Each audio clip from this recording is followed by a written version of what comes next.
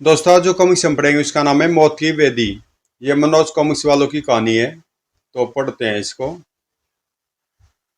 मौत की वेदी। वह गर्मी की तपती हुई दोपहर थी जब चंदनपुर के जमींदार पन्नालाल का लड़का हरी दूसरे गांव से अपने गांव लौट रहा था। प्यास के मारे उसका गला सूख रहा था।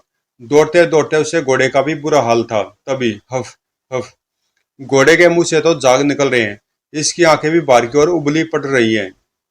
उसने प्यार से घोड़े की पीठ पर हाथ फेरा और छलांग मारकर उससे नीचे उतर आया।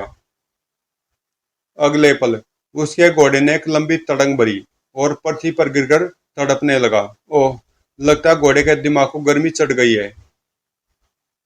घोड़े ने हरी की ओर असहाय भाव से देखा और तुरंत ही प्राण त्याग दिए। अपने प्रिय घोड़े को मर्त पड़ा देकर वह दुखी उठा। हाय, मेरा जान से भी प्यारा घोड़ा पवन मेरा साथ छोड़ गया। हरि उदास सा मर्त घोड़े के पास बैठ गया। कुछ देर वहीं बैठे रहने के पश्चात वह वहां से उठा और पैदल ही आगे चल पड़ा। कुछ देर बाद ही दिन ढलने वाला है और स्या वन यहाँ से कुछ ही दूरी पर है। उस वन को पार करने के पश्चात ही मैं अपने गांव पहुंच पाऊंगा, लेकिन स्या वन को पैदल पार करने में तो पूरे 6 घंटे लगते हैं। इस प्रकार तो मैं आज अपने गांव नहीं पहुंच पाऊंगा और मुझे आज की रात स्यावन में गुजारनी होगी। लेकिन फिर भी कोशिश करने में क्या हर्ज है। क्या पता दिन रहते मैं स्यावन को पार करने में सफलता पा लूं। सोचता हुआ हरी आगे बढ़ता गया, लेकिन हुआ वही जिसका उसे डर था। अभी वह स्यावन के बीचों बीच पहुंचा ही था कि दिन पूरी तरह छिप गया और वन में अंधेरा छा गया। अब तो मुझे सचमुच ही यह रात इसी वन में गुजारनी होगी, सोचकर हरी के एक पेड़ के नीचे बैठकर विश्राम करने लगा। अभी उसे पेड़ के नीचे बैठे कुछ ही देर हुई थी कि चारों ओर से खूंखार जानवरों की आवाजें आने लगी। हुआ गुर। बड़ा डरावना वातावरण है इस वन का। हरी साहसी युवक था, फिर भी उसने सोचा, इस समय मैं नेता हूँ, क्या पता कब कोई यहाँ जंगली जानवर आ धमके। इससे पहले कि यहाँ आकर कोई जंगली जानवर मुझ पर हमला करे, मुझे किसी पेड़ पर चढ़ जाना चाहिए और पेड़ पर ही बैठकर रात गुजारनी चाहिए। सोचकर हरी उसी पेड़ पर चढ़ने लगा जिसके नीचे वह बैठा था। कुछ देर बाद ही वह पेड़ के एक मजबूत शाखा पर पत्तों में छिपा बैठा था। यह जगह सुरक्षा की दृष्टि से ठीक है। जब आधी रात बीत गई तो शाखा पर बैठे हरी की आंखें नींद से मूंदने लगी। तभी उसने अधमुंदी आंखों से सामने की ओर देखा तो बुरी तरह चौंक पड़ा। अरे, ये सामने से मशाल जलाई घोड़ों पर कौन लोग चले आ रहे हैं। हरी आंखें खोलकर पूरी तरह सजग होकर बैठ गया और अपनी ओर आते घुड़सवारों की ओर देखने लगा। घुड़सवार उसी पेड़ के नीचे आकर रुके जिस पेड़ की शाखा पर हरी बैठा था। साथियों, इसी पेड़ के नीचे रुककर हम आज की लूट का बंटवारा करेंगे। ठीक है सरदार। सरदार का हुक्म पाकर सभी घुड़सवार घोड़ों से उतर पड़े। दूसरी ओर पेड़ के ऊपर बैठा हरी उन लोगों का वार्तालाप सुनकर बुरी तरह चौंक पड़ा। ओह, ये तो लुटेरे डाकू हैं। इधर डाकुओं ने पोटली में बंधा लूट का सारा माल बीचों बीच बिछी चादर पर फैला दिया था। ओह, इतनी सारी दौलत। डाकुओं के सरदार ने लूट के माल का सभी का बराबर बराबर हिस्सा किया। अपना अपना हिस्सा सभी डाकुओं ने अपने पास रख लिया। तत्पश्चात उनके सरदार ने उनसे कहा, साथियों, अब हमें कल की योजना बनानी है। कल हमें किसके यहाँ डाका डालना है, इस बात पर विचार करना है। सरदार की बात सुनकर सभी डाकू उत्सुकता से उसकी ओर देखने लगे। तब सरदार ने आगे कहा, हमें पता चला कि कल शरदपुर गांव के जमींदार हरभजन सिंह की बेटी चंद्र प्रभा को की बारात आने वाली है। पता चला कि जमींदार हरभजन सिंह अपनी बेटी के विवाह में दिल खोलकर दान देने वाले हैं। तो सरदार, क्यों न कल जमींदार हरभजन सिंह के यहाँ ही डाका डाला जाए। हम भी यही सोच रहे हैं। जब बारात विदा होकर वधू की डोली लेकर गांव के बाहर पहुंचेगी, तभी हम बारात पर दावा बोल देंगे और सारी धन दौलत लूट कर चंपत हो जाएंगे। विचार तो अच्छा सरदार, पर बारात का मामला है, उसे लूटते समय कहीं फंस न जाए। विक्रम, तुम डाकू जग्गा के सामने खड़े हो और जग्गा कायरता भरी बातें बिल्कुल पसंद नहीं करता। भला किस में हिम्मत है जो हमसे मुकाबला करे। सरदार की बात सुनकर विक्रम डाकू चुप हो गया। इधर पेड़ की शाखा पर बैठा हरी सोच रहा था, तो यह खूंखार डाकू जग्गा का गिरोह है। कल ये चरतपुर के जमींदार की पुत्री की बारात को लूटने वाले हैं, लेकिन मैं ऐसा नहीं होने दूंगा। चाहे कुछ भी हो जाए, मैं जमींदार की पुत्री चंदर पर बाकी डोली को आंच भी न आने दूंगा। दूसरी ओर डाकू जगह अपने गिरोह से कह रहा था, तो साथियों, कल जमींदार हरभजन की पुत्री की बारात को लूटने की बात पक्की रही। हमें आपकी योजना मंजूर है सरदार। तब चलो, भोर होने से पहले हमें अपने अड्डे पर पहुंचना है। सरदार का आदेश पाकर सभी डाकू वहां से चल दिए। सुबह होने तक हरी उसी पेड़ पर बैठा रहा।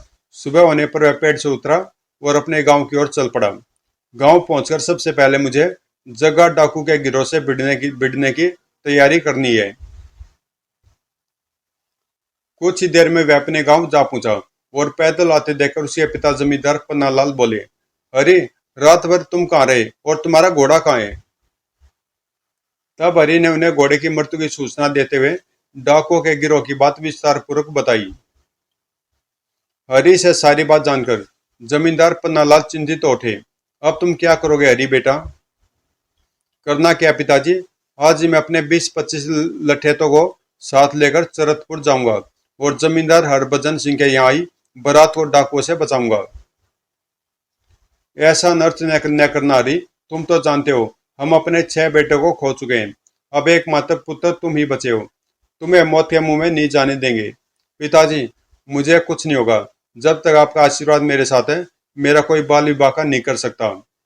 हरि ने जिद जिद करके पन्नालाल को अपनी बात से सहमत कर लिया। उसी समय हरि ने अपने लठेतों को बुलाया। तुम सबको आज मेरे साथ शरतपुर चलना है। आज तुम लोगों की परीक्षा की घड़ी है। एक नेक कार्य के लिए तुम्हें डाकुओं से भिड़ना है। छोटे ठाकुर, हमारी भाभी बहुत दिनों से किसी से भिड़ने के लिए फड़फड़ा रही है। आप देखना हम लोग किस प्रकार डाकुओं के छक्के छुड़ाते हैं। लठेतों को तैयार कर हरि उन्हें साथ लेकर शरतपुर की ओर चल पड़ा। दोपहर होते होते वे चरतपुर गांव के पास पहुंच गए। तब हरि लठेतों से बोला, शरतपुर शरतपुर गांव में प्रवेश करने का यही एकमात्र रास्ता है। डाकू इसी रास्ते से गांव में प्रवेश कर सकते हैं, इसलिए तुम लोग आधे यहीं छिपकर मोर्चा संभालो। आज दो को मैं अपने साथ शरतपुर ले जाऊंगा। छोटे ठाकुर, आप तो कह रहे थे कि डाकू बारात पर तब दावा बोलेंगे जब बारात डोली के साथ विदा होकर गांव से चलेगी। तब अभी से यहाँ छिपकर मोर्चा संभालने से क्या फायदा है? बारात के विदा होने से पहले ही हम लोग यहाँ आकर मोर्चा संभाल लेंगे। दुश्मन से हमेशा सावधान रहना चाहिए। क्या पता अपने अड्डे पर पहुंचकर जगह डाकू और उसके गिरोह ने अपनी योजना में परिवर्तन कर लिया हो। इसलिए हमें हर समय चाक चौबंद रहना होगा। मैं जैसा कहता हूँ वैसे करो। याद रखो, हमें बारात को उसके गंतव्य स्थान तक सुरक्षित पहुंचाना है। तब हरि की बात मानकर आधे लठैत वहीं झाड़ियों के पीछे छिप गए और आधे लठैत हरि के साथ चरतपुर की ओर चल दिए। पूछते पूछते हरि जमींदार हरभजन की हवेली के पास जा पहुंचा। वहां पहुंचकर वह लठेतों से बोला, अपनी लाठियों को छिपाकर तुम्हें हवेली के बाहरी खड़े रहकर विवाह में आते जाते लोगों पर नजर रखनी है। जो आ गया छोटे ठाकुर। उन्हें हवेली के बाहरी छोड़कर हरि हवेली में पहुंचा। जमींदार हरभजन सिंह उसे पहचानते थे, इसलिए उसे देखते ही उल्लासपूर्वक बोले, आओ हरि बेटा आओ, तुम बहुत अच्छे मौके पर आए हो। आज हमारी बिटिया की शादी है। ठाकुर साहब, हमें आपसे शिकायत है, आपने भी विवाह निमंत्रण पत्र हमारे यहाँ नहीं भिजवाया। इस बात का मुझे बहुत खेद है हरि बेटा। इस गलती के लिए क्षमा करो और गिले शिकवे भूलकर अपनी बहन के विवाह के कार्य में हाथ बढ़ाओ। जो आ गया ठाकुर साहब। हरि दौड़ दौड़ कर विवाह के कार्य में हाथ बटाने लगा। बारात उचित समय पर आई। सारा विवाह कार्य राजी खुशी से संपन्न हो गया। विवाह कार्य में अभी तक तो कोई बाधा नहीं आई। लगता जगह डाकू अपनी पूर्व योजना के अनुसार ही लौटती बारात पर दावा बोलेगा। विवाह के पश्चात लोगों ने आंसू भरी आंखों से चंदर पर बाकी डोली विदा की। अब मुझे भी हवेली के बाहर तैनात लठैतों के साथ लेकर बारात के साथ साथ चलना चाहिए। न जाने कब जगह डाकू का गिरोह बारात पर दावा बोल दे। हरी तुरंत लठैतों को साथ लेकर बारात के पीछे पीछे चलने लगा। बारात के साथ साथ चलते हुए हरी उस स्थान पर जा पहुंचा जहां उसके बाकी लठैत छिपे हुए थे। उसने छिपे हुए लठैतों से कहा, आओ, तुम लोग भी हमारे साथ चलो। बाकी लठैत पे हरी के साथ हो लिए। बारात अभी कुछ ही दूर पहुंची थी कि धूल उड़ाता हुआ जग्गा डाकू का गिरोह वहां आ पहुंचा। जग्गा गरज कर बोला, जो जहां वहीं रुक जाए, वरना जग्गा डाकू के गिरोह के हाथों से बेमौत मारा जाएगा। तब जग्गा ने आगे कहा। जग्गा डाकू का नाम सुनकर सारे बरातियों में भय की लहर दौड़ गई। तब जग्गा ने आगे कहा, अगर सब लोग अपनी जान की खैर चाहते हो तो अपना सारा कीमती सामान हमें दे दे, वरना मेरे साथी एक एक को बल्लभों से छेद देंगे। बरातियों ने अपना अपना कीमती सामान डाकुओं को देना प्रारंभ कर दिया। यही वह समय था जब हरि ने अपने लठैतों को आदेश दिया, जल्दी से जगह के गिरोह पर कहर बनकर टूट पड़ो, एक भी डाकू जीवित बचकर न जाने पाए। हरि के आदेश देने की देर थी। सारे लठैत लाठियां घुमाते हुए डाकू दल पर टूट पड़े। लठैतों के वार से एक एक करके डाकू घायल होकर पृथ्वी पर गिरने लगे। अपने साथियों की हालत देखकर जग्गा डाकू चौंका। ये लठैत कहां से आ गए? इन्होंने तो आकर पासा ही पलट दिया। वह सोच में डूबा हुआ ही था कि घोड़े पर सवार हरि उसके समीप आकर चिल्लाया, जग्गा, तूने बहुत बदनसीबों को लूटा है, आज मैं तुझे इसकी सजा देकर ही रहूंगा। कहते हुए हरि ने लाठी का वार जग्गा के सिर पर किया। खटोक। ओह! जग्गा की आंखों के सामने दिन में ही तारे नाच उठे। वह सिर को थामकर पीड़ा से कराता हुआ घोड़े से गिर गया। ओह! उसके गिरते ही हरि ने ताबड़तोड़ उस पर लाठी बरसानी शुरू कर दी। मुझे बख्श दे।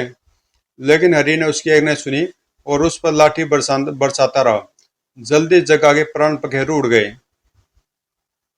दूसरी ओर उसके लठैतों ने सारे डाकुओं को मार गिराया। यह देखकर बरातियों के चेहरे पुनः खिल उठे। वे जोश में चिल्लाए, वाह भाइयों वाह, तुमने आकर जो हमारे सिर पर आई विपदा टाल दी। भाइयों, बधाई हमें नहीं, हमारे छोटे ठाकुर को दो। इन्हीं के कहने पर हमने डाकुओं को मारा है। लठैत की बात सुनकर सभी बराती कृतज्ञता भरी दृष्टि से हरि की ओर देखने लगे। तभी डोली का पर्दा उठा और दुल्हन बनी चंद्र प्रभा हरि से बोली, तुम जो भी हो, मेरे लिए देवता के समान हो। तुमने मेरे सुहाग व अन्य लोगों की डाकुओं से रक्षा की है। मैं तुम्हारी आभारी हूँ भैया। भगवान ने मुझे कोई भाई नहीं दिया, क्या तुम मेरे भाई बनोगे? क्यों नहीं बहन, तुम्हारा भाई बनकर मुझे खुशी होगी। तो वादा करो भैया, रक्षाबंधन के दिन तुम मेरे ससुराल जीतपुर आकर मुझसे राखी बंधवाओगे। मैं वायदा करता हूँ बहन। हरि का आश्वासन पाकर चंद्र प्रभा ने डोली का पर्दा डाल दिया। तब दूल्हा बना चंद्र प्रभा का पति ईश्वर उसके पास आया। भाई, तुमने डाकुओं से हमारी रक्षा करके हम पर बहुत उपकार किया है। इसमें उपकार कैसा? एक बहन की डोली व बारात की रक्षा करना तो हर भाई का कर्तव्य होता है। मैंने भी अपना कर्तव्य पूरा किया है। तब हरि से विदा लेकर ईश्वर घोड़े पर जा बैठा। उसके घोड़े पर बैठते बारात आगे चल दी। इस घटना के कई महीने बाद रक्षाबंधन आया तो हरि अपनी माँ से बोला, माँ, आज रक्षाबंधन है, मैं अपनी धर्म बहन चंद्र प्रभा के पास जाकर राखी बंधवाना चाहता हूँ। तो क्या तुम जीतपुर जाओगे बेटा? हाँ माँ, वहीं जीतपुर। जीतपुर में चंद्र प्रभा बहन मेरी प्रतीक्षा कर रही होगी। मैंने आज के दिन उसके पास पहुंचने का वादा किया था। हरि बेटा, तब तो तुम जीतपुर अवश्य जाओ। माँ से आज्ञा पाकर हरि अपने घोड़े पर बैठ जीतपुर की ओर चल दिया। दूसरी ओर जीतपुर में चंद्र प्रभा सोच रही थी। दोपहर हो चुके, हरि भैया राखी बंधवाने अभी तक नहीं आए। पता नहीं उन्हें अपना दिया वायदा याद भी है या नहीं। वह हरि की प्रतीक्षा में खड़ी सोच ही रही थी कि वहां उसकी सास रुक्मणी आदम की। यह क्या बहू, तुम चरखा छोड़ खड़ी हो? मैंने तुमसे सूत काटने को कहा था, लेकिन तुमने मेरी बात पर अमल नहीं किया। ओ माँ जी, मुझसे भूल होगी, क्षमा करना। कहकर चंद्र प्रभा चरखे पर सूत काटने लगी। तब उसकी सास बड़बड़ाती हुई अंदर चली गई। अंदर हवेली में रुक्मणी के पति ठाकुर दीवान सिंह ने उनसे कहा, रुक्मणी, हम इतने धनवान हैं, फिर भी तुम बहू चंदर प्रभा से सूत कतवाती हो, चक्की से अनाज पिसवाती हो, क्यों करती हो तुम बहू के साथ इतना अन्याय? तुम्हें क्या पता है जी, बहू से इस प्रकार काम करवाने से मेरा उस पर दबदबा बना रहेगा। रुक्मणी, तुम उस अबला के साथ बहुत अन्याय कर रही हो। तुम चुप रहो जी। मुझे मुझे क्या करना है और क्या नहीं करना है, इसका मुझे भली भांति ज्ञान है। दूसरी ओर हरि अपनी धुन में जीतपुर की ओर बढ़ा चला जा रहा था। बहन चंद्र प्रभा मुझे देखकर बहुत खुश होगी। जैसे ही वह एक पेड़ के नीचे से गुजरा, पेड़ से गिरकर एक सर्प उसके गले में आ पड़ा। फुस! सर्प को देखकर वह भयभीत हो गया। ओह, यह क्या बला आ टपकी। वह सर्प से बोला, नाग देवता, आप किस लिए आए हैं? मैं प्रतिदिन एक मनुष्य को डसता हूँ, आज तुम्हारी बारी हरी, मैं तुम्हें डसने आया हूँ। सर्प की बात सुनकर हरि हाथ जोड़कर बोला, सर्प देवता, मुझे अपने जीवन का कोई मोह नहीं है, पर मुझे आप आज न डसो। क्यों, आज क्या बात है? आज रक्षाबंधन है। मेरी बहन चंद्र प्रभा मेरी रात देख रही होगी। मैं वायदा करता हूँ कि राखी बंधवाकर कल ही मैं इसी राह से गुजरूंगा, तब तुम मुझे डस लेना। मैं तुम्हारे साथ चला चलता हूँ। जब तुम अपनी बहन से राखी बंधवा लोगे तो मैं तुम्हें डस लूंगा। ठीक है, तुम्हें साथ ले चलने में मुझे कोई आपत्ति नहीं है। तब हरि ने एक थैले में सरप को रख लिया और थैला लेकर चल पड़ा। दिन ढले जब चंद्र प्रभा की ससुराल पहुंचा तो चंद्र प्रभा चरखा काट रही थी। ओह, जमींदार के घर की बहू होते हुए भी बहन चंद्र प्रभा चरखा काट रही है, यह क्या चक्कर है?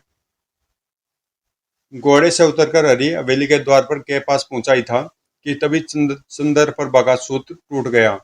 उसने एक नजर उठाकर हरि की ओर देखा, फिर टूटे हुए सूत को जोड़ने में जुट गई। बहन चंद्र प्रभा ने बस एक निगाह उठाकर मुझे देखा, फिर सूत जोड़ने में लग गई। लगता है चंद्र प्रभा मुझे भूल गई है, इसलिए मुझे यहाँ से चलना चाहिए। यह सोचकर वह हरि वापस मुड़ा और चलने को उद्यत हुआ। तभी चंद्र प्रभा ने टूटा सूत जोड़कर उसे पीछे से आवाज दी, यह क्या भैया, बहन के दरवाजे से वापस क्यों चले जा रहे हो? क्या राखी नहीं बंधवाओगे? यह सुनकर हरि हरि मुड़ा और चंद्र प्रभा की ओर देखता हुआ बोला, बहन, तुमने नजर उठाकर मेरी ओर देखा, फिर टूटा सूत जोड़ने में लग गई। यह देखकर मैं समझा कि तुम मुझे भूल गई हो। यही सोचकर मैं वापस जा रहा था। भला यह कैसे हो सकता भैया कि बहन तुम्हें भूल जाए? मैं तुम्हें एक नजर देकर टूटा सूत जोड़ने में इसलिए जुट गई थी कि मैंने सुना कि यदि चरखा काटती बहन के आगे भाई आ जाए और सूत टूट जाए तो अशुभ होता है। ऐसा होने से भाई की उम्र कम होती है। सो भैया, टूटा सूत जोड़कर मैं तुम्हारी उम्र जोड़ रही थी। ओह, तो यह बात थी बहन। लेकिन यदि मैं अपनी मौत अपने साथ ही लाया हूँ, तब तुम मुझे कैसे बचा सकोगी बहन? ऐसी हालत में भैया, मैं तुम्हारी मौत से कहूंगी कि वह तुम्हें छोड़कर मुझे मार दे। हट पगली, ऐसा नहीं कहते। तब चंद्र प्रभा हरि को साथ लेकर हवेली के अंदर चल दी। उस समय थैले के अंदर बैठा सर्प सोच रहा था, जो बहन अपने भाई से इतना प्यार करती हो, उसके भाई को डसना अनर्थ होगा। इसलिए हरि को बिना डसे मुझे यहाँ से चले जाना चाहिए। यह सोचकर सर्प थैले से निकला और रेंगता हुआ हवेली के बाहर की ओर चला गया। चंद्र प्रभा के साथ आते हरि को देखकर उसकी सासू रुक्मणी अपने पुत्र ईश्वर से बोली, बेटा ईश्वर, यह चंद्र प्रभा के साथ कौन चला आ रहा है? माँ, यह चंद्र प्रभा का धर्म भाई हरि है। इसी ने तो मेरी बारात को डाकुओं से बचाया था। आज रक्षाबंधन है, इसलिए यह अपनी बहन से राखी बंधवाने आया है। ईश्वर की बात सुनकर रुक्मणी सोचने लगी, तो अब इस घर में प्राय मर्द भी आने लगे हैं, लेकिन मैं ऐसा नहीं होने दूंगी। कोई ऐसी चाल चलूंगी कि चंद्र प्रभा का धर्म भाई इस दुनिया से कुछ कर जाए। न रहेगा बास और न बजेगी बांसुरी। दूसरी ओर अपने कमरे में ले जाकर चंद्र प्रभा ने हरि के माथे पर तिलक लगाया और उसके हाथ में राखी बांधी। तब हरि थैले की ओर देखता हुआ बोला, नागराज, मैं बहन चंद्र प्रभा से राखी बंधवा चुका हूँ। अब थैले से बाहर आकर तुम मुझे डस सकते हो। यह तुम क्या कह रहे हो भैया? तब हरि ने सर्प से अपनी मुलाकात व हुए वार्तालाप के बारे में चंद्र प्रभा को बताया। काफी देर बाद भी जब सर्प थैले से बाहर नहीं निकला तो हैरानी से भरे हरि ने थैले में जाकर देखा। अगले पल वह बुरी तरह चौंक पड़ा। ओह, थैले में तो सर्प के स्थान पर जगमगाती हुई मणि पड़ी है। लगता है सर्प चला गया है। और उसे चंद्र प्रभा को देता हुआ बोला, लो बहन, यह मैं तुम्हें देता हूँ। चंद्र प्रभा ने उससे मणि ले ली। हरि ने थैले में से मणि निकाल ली थी। इसके पश्चात चंद्र प्रभा ने बड़े प्रेम से हरि को अपने हाथ का बना भोजन खिलाया। दूसरी ओर रुक्मणी विष की पुड़िया लेकर उस कक्ष में पहुंची जहां चक्की व गेहूं रखे थे। मैं विष को गेहूं में मिला देती हूँ। सुबह मुंह अंधेरे जब चंद्र प्रभा अपने भाई के लिए भोजन बनाने हेतु चक्की से गेहूं पीसने आएगी तो इन्हीं गेहूं को पीसेगी। तब विष भरे भोजन को खाकर चंद्र प्रभा का धर्म भाई हरि मर जाएगा। इस प्रकार मुझ पर किसी को कोई शक भी न होगा। रुक्मणी ने पुड़िया खोलकर विष गेहूं में मिला दिया। तत्पश्चात वह चुपके से कक्ष से निकल गई। दूसरी ओर चंद्र प्रभा हरि से कह रही थी, भैया रात हो गई है, अब आप विश्राम कर लें। अच्छा बहन। चंद्र प्रभा ने हरि के लिए चारपाई बिछा दी। तब हरि चारपाई पर लेटकर सो गया। सुबह मुंह अंधेरे चंद्र प्रभा उठ गई और आटा पीसने लगी। उसी आटे से उसने हरि के लिए भोजन तैयार किया। भोजन तैयार होने पर वह हरि से बोली, भैया भोजन कर लो। बहन, अभी मुझे बिल्कुल भी भूख नहीं है। तुम ऐसा करो, मुझे भोजन पोटली में बांध कर दे दो। अपने गांव लौटते हुए राह में जब मुझे भूख लगेगी तो मैं खा लूंगा। चंद्र प्रभा ने ऐसा किया। उसने भोजन को पोटली बांधकर हरि को दे दी। तब हरि ने उससे विदा ली और घोड़े पर चढ़कर अपने गांव चंदनपुर की ओर चल दिया। भगवान मेरे भाई की लंबी उम्र करना। जब हरि उसकी दृष्टि से ओझल हो गया तो वह हवेली में वापस लौट गई। जब वह अपनी सास रुक्मणी के कक्ष के बाहर से गुजरी तो उसके कानों में उसकी सास का स्वर सुनाई पड़ा, ईश्वर, अब तेरा साला यहाँ कभी नहीं आएगा। क्यों माँ, क्या तुमने उसे यहाँ आने के लिए मना कर दिया है? नहीं रे, मैंने तो ऐसी चाल चली है जिसके फलस्वरूप हरि जल्दी मर जाएगा। ऐसा तुमने क्या किया माँ? सुन, चंद्र प्रभा ने जिस आटे का भोजन हरि को बनाकर दिया है वह विषैला है। उसमें विष मिला हुआ है। उस आटे से बने भोजन को खाते ही हरि तत्काल मर जाएगा। ओ माँ, तुमने तो बहुत घिनौनी चाल चली है। भला बेचारे हरि ने तुम्हारा क्या बिगाड़ा था? कहकर ईश्वर रोष भरी दृष्टि से माँ की ओर देखने लगा। दूसरी ओर कक्ष के बाहर खड़ी चंद्र प्रभा की हालत खराब थी। ओह, तो माँ जी ने हरि भाई को मारने का षड्यंत्र रचा है। वह क्रोध में बिफरती हुई कक्ष में पहुंची। माँ जी, आज तक तुमने मेरे ऊपर जो भी जुल्म ढाया वह मैंने चुपचाप सहा, इसी आशा में कि एक न एक दिन आपको अपनी गलती का एहसास अवश्य होगा। लेकिन मैं गलती पर थी। अब आप कभी नहीं सुधरेंगी। और आज तो आपने अपने जुल्म की हद ही कर दी।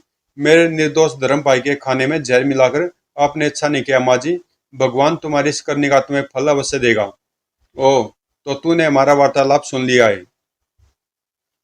हाँ माँ जी, आपके क्यों करतों से तंग आकर मैं आज यह घर छोड़कर जा रही हूँ। और अब तभी इस घर में प्रवेश करूंगी जब आपको अपनी गलती का एहसास हो जाएगा। जाती है तो जा, तुझे रोकता कौन है? उसे इस तरह घर छोड़कर जाते देख ईश्वर दौड़ा दौड़ा उसके पास पहुंचा। घर से जाने का पागलपन न करो चंद्र।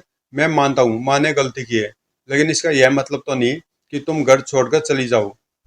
स्वामी, आप कायर हैं जो आज तक अपनी पत्नी पर होते जुल्मों को चुपचाप देखते रहे। माँ जी के साथ साथ आप भी दोषी हैं। कहकर चंद्र प्रभा तेजी से पुनः हवेली के बाहर की ओर चल दी। ईश्वर उसे रोकने का साहस नहीं कर पाया। हवेली के अस्तबल से उसने एक घोड़ा खोला। हरी भैया भी ज्यादा दूर नहीं गए होंगे।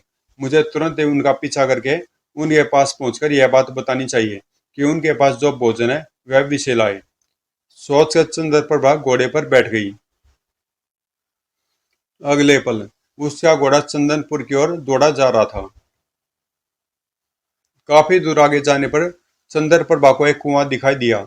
उसे देखकर उसने सोचा, बहुत देर से प्यास लग रही है, क्यों न कुएं पर पानी पीकर आगे बढ़ूं। चंद्रप्रभा घोड़े से उतरकर कुएं की ओर चल दी। कुएं पर पहुंचकर उसने पानी खींचा और जैसे पानी पीना चाहा, उसके कानों में स्वर पड़े। बेचारी चंद्रप्रभा, इसने इसने जिस युवक को अपना भाई बनाया है, वह शीघ्र ही मौत के मुंह में जाने वाला है। वो कैसे? यह सुनकर चंद्रप्रभा ने चौंक कर चारों ओर देखा। ये मेरे बारे में कौन आपस में बातें कर रहे हैं? चारों ओर देखने पर उसे कोई भी मनुष्य नजर नहीं आया। वह हैरान सी चारों ओर गर्दन घुमाकर देख ही रही थी कि उसकी नजर एक पेड़ पर बैठे चकवा चकवी के जोड़े पर पड़ी। लगता ये दोनों ही मेरे और हरी भैया के बारे में वार्तालाप कर रहे थे। उनका सोचना सही था। पेड़ पर बैठा चकवा चकवी से कह रहा था, चकवी, चंद्रप्रभा ने जिस युवक को भाई बनाया, उसके 6 भाई पहले ही मर चुके हैं। अब हरी की बारी है। चकवे, पहले न बुझाओ, जो कुछ बताना चाहते हो साफ साफ बताओ। अब चंद्रप्रभा ध्यान से उन दोनों की बातें सुनने लगी। इधर चकवा चकवी से कह रहा था, सुनो चकवी, पूर्व जन्म में हरी का पिता जमींदार पन्नालाल एक बहेलिया था। जंगली जानवरों का शिकार करना उसका पेशा था। उसी बहेलिये ने एक बार नाग के 7 बच्चों को मार डाला था। तब नाग नागिन के जोड़े ने बहेलिये को तत्काल डस लिया था। तभी मरते हुए बहेलिये को नाग नागिन ने श्राप दिया कि अगले जन्म में उसके 7 पुत्र होंगे। वह उन्हें पालेगा पोसेगा, और जब जब उसके पुत्र विवाह की वेदी पर बैठेंगे, तब तब नाग नागिन उसके पुत्रों को डसकर मार देंगे। ओ, तो क्या ऐसा ही हुआ? तो क्या ऐसा ही हुआ जैसा नाग नागिन ने कहा था? हाँ चकवी, वैसा ही हुआ। अगले जन्म में वह बहेलिया जमींदार पन्नालाल बना। श्राप के अनुसार उसके 7 पुत्र हुए। उसने अपने 6 पुत्र का विवाह एक साथ करना चाहा। तभी विवाह की वेदी पर बैठे हुए उसके 6 पुत्रों को नाग नागिन ने आकर डस लिया। ओ, तब तो श्राप के अनुसार अभी जमींदार पन्नालाल का एक पुत्र और जीवित है। हाँ चकवी, हरि जमींदार पन्नालाल का वह 7वां पुत्र है। आज जैसे वह घर पहुंचेगा, उसे अपने विवाह के पक्का हो जाने की सूचना मिलेगी।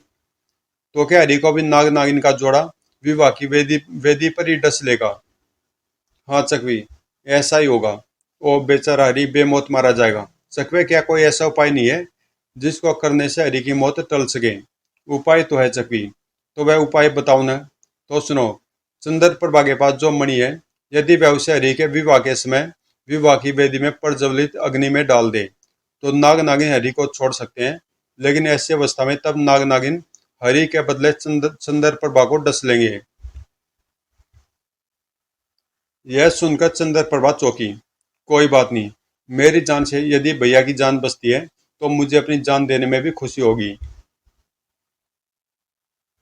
मणि उसके पास ही थी, अतः वह घोड़े पर बैठकर तेजी से आगे बढ़ चली। कुछ दूर जाने पर उसे हरि जाता हुआ दिखाई दिया। वे रे हरि भैया। तेजी से घोड़ा दौड़ाती हुई वह हरि के पास पहुंची। उसे अपने सामने देख हरि बुरी तरह चौंक पड़ा। सुंदर बहन, तुम यहाँ? हाँ भैया, मैं तुमसे मिलने आई हूँ। ऐसा क्या काम आ पड़ा बहन? भैया, मैंने तुम्हें जो भोजन बनाकर दिया था, उसे मत खाना, उसमें विष मिला हुआ है। विष? हाँ भैया, मेरी सास ने आटे में विष मिला दिया था। तब चंद्रप्रभा ने विस्तार पूर्वक अपनी सास की करतूत उसे बताई। सारी बात बताकर चंद्रप्रभा ने उससे कहा, भैया, मैं ससुराल त्याग आई हूँ। भैया, मैं ससुराल त्याग आई हूँ। यह तुमने अच्छा नहीं किया बहन। अब तुम कहाँ जाओगी? भैया, तुम मुझे अपने साथ अपने गांव ले चलो। ठीक है बहन। जैसे वह अपने घर पहुंचा, उसके पिता जमींदार पन्नालाल ने उसे सूचना दी, बेटा, हमने तुम्हारा विवाह रंगपुर के जमींदार त्रिलोचन सिंह की पुत्री वर्षा के साथ तय कर दिया है। तुम्हें कोई ऐतराज तो नहीं है? पिताजी, आपने जो किया अच्छा ही किया होगा। तब उसने अपने पिता से चंद्रप्रभा का परिचय कराया। पिताजी, यह मेरी धर्म बहन चंद्रप्रभा है। आज से यह यहीं रहेगी। यह तो बड़ी अच्छी बात बताई तुमने बेटा। अब तुम्हारे विवाह के सारे नेक चंद्र प्रभा ही करेगी। कुछ दिन बाद ही शुभ मुहूर्त में हरी दूल्हा बनकर घोड़ी पर चढ़ा। खूब धूमधाम से उसकी बारात रंगपुर की ओर रवाना हुई। बारात के रंगपुर पहुंचने पर जमींदार त्रिलोचन सिंह ने बारातियों की खूब आवभगत की। तत्पश्चात वधू ने वर के गले में जयमाला डाली। दूल्हे के बेस में भैया हरी कितने अच्छे लग रहे हैं। तत्पश्चात वर वधू को फेरों की रस्म पूरी करने के लिए विवाह की वेदी पर बिठा गया। चंद्र प्रभा हरि के साथ साथ थी। पंडित ने मंत्रोच्चारण प्रारंभ कर दिए। तभी चौकनी चंद्र प्रभा की दृष्टि एक और पड़ी। ओह, नाग और नागिन इस ओर आ रहे हैं। अब मुझे जल्दी से मणि को वेदी की अग्नि में डाल देना चाहिए। चंद्र प्रभा ने जल्दी से मणि निकाली और उसे वेदी की अग्नि में फेंक दिया। तभी क्रोध में फुंकारते हुए नाग नागिन वहां आए और चंद्र प्रभा से बोले, चंद्र प्रभा, आग में मणि फेंक तूने अच्छा नहीं किया। ऐसा करके हरि को तो तूने बचा लिया है, लेकिन अब हम तो दोनों तुझे नहीं छोड़ेंगे। मुझे अपने जीवन का कोई मोह नहीं है। सुनकर नाग नागिन ने चंद्र प्रभा के पैरों में डस लिया। फुस! ओह! ओह! यह क्या अनर्थ हुआ। नाग नागिन ने बहन चंद्र प्रभा को डस लिया। तत्काल ही चंद्र प्रभा की मृत्यु हो गई। हरि रोता हुआ नाग नागिन से बोला, या तो तुम दोनों मेरी बहन को पुनः जीवित कर दो, वरना मैं भी कटार पेट में बोकर इसी समय प्राण त्याग दूंगा। उसकी बात का नाग नागिन पर कोई प्रभाव नहीं हुआ। तब हरि ने कमर में खोसी हुई कटार निकाली और उसे हवा में लहराया। यह देखकर नाग नागिन चिल्लाई, हरि, आत्मघात न करना। तुम दोनों भाई बहन के प्रेम के आगे हमें झुकना पड़ रहा है। हम अभी तुम्हारी बहन को जीवित किए देते हैं। तब हरि ने कटार पुनः कमर में खोस ली। तब नाग नागिन ने पुनः अपने दांत मर्त चंद्र प्रभा के पैरों में गड़ा दिए। जल्दी उन्होंने चंद्र प्रभा के शरीर का सारा विष वापस चूस लिया। चंद्र प्रभा के मत शरीर में हरकत हुई और उसने आंखें खोल दी। उसे जीवित देखकर हरि खुश हो उठा। बहन, तुम ठीक तो हो ना? हाँ भैया। जब वे दोनों यह वार्तालाप कर रहे थे, तब नागिन चुपचाप वहां से चले गए। तब हरि ने चंद्र प्रभा से पूछा, बहन, यह नाग नागिन का क्या रहस्य है? भैया, यह सब तुम्हारे पिता के पूर्व जन्म के पापों के कारण हुआ है। कहते हुए चंद्र प्रभा ने हरि को सारी बात बताई। चंद्र प्रभा से सारी बात सुनकर सभी लोग हक्के बक्के रह गए और जब सब चंद्र प्रभा की प्रशंसा करते हुए हरि से बोले, हरि, तुम बहुत भाग्यवान हो जो तुम्हें ऐसी बहन मिली। आप ठीक कह रहे पिताजी। तब विवाह की अधूरी रस्में पूरी की गई। विवाह के पश्चात हरि वर्षा को विदा कराकर चंद्रपुर ले आया। दूसरी ओर चंद्र प्रभा की सास रुक्मणी को एक दिन लकवा मार गया। माँ, यह तुम्हारी क्या हालत हो गई? ईश्वर बेटा, यह सब मेरे पापों का फल है। मैंने अपनी गऊ जैसी सीधी बहू चंद्र प्रभा को बहुत सताया था। शायद उसके फलस्वरूप ही मेरी यह दशा हुई है। कहकर रुक्मणी रोने लगी। कुछ देर रोने के पश्चात, बेटा, तुम इसी समय चरतपुर जाकर चंद्र प्रभा को ले आओ। मैं उससे माफी मांगना चाहती हूँ। अच्छा माँ। ईश्वर उसी दिन जाकर चंद्र प्रभा को अपने घर ले आया। उसे देखकर रुक्मणी नजरें झुकाकर बोली, बहू, मुझे माफ कर दो। मैंने तुम पर बहुत जुल्म किए हैं। ये आप क्या कह रही हैं माँ जी? आप बड़ी हैं, आप मुझसे समान न मांगे। चंद्र प्रभा उसी दिन से सास की सेवा में जुट गई।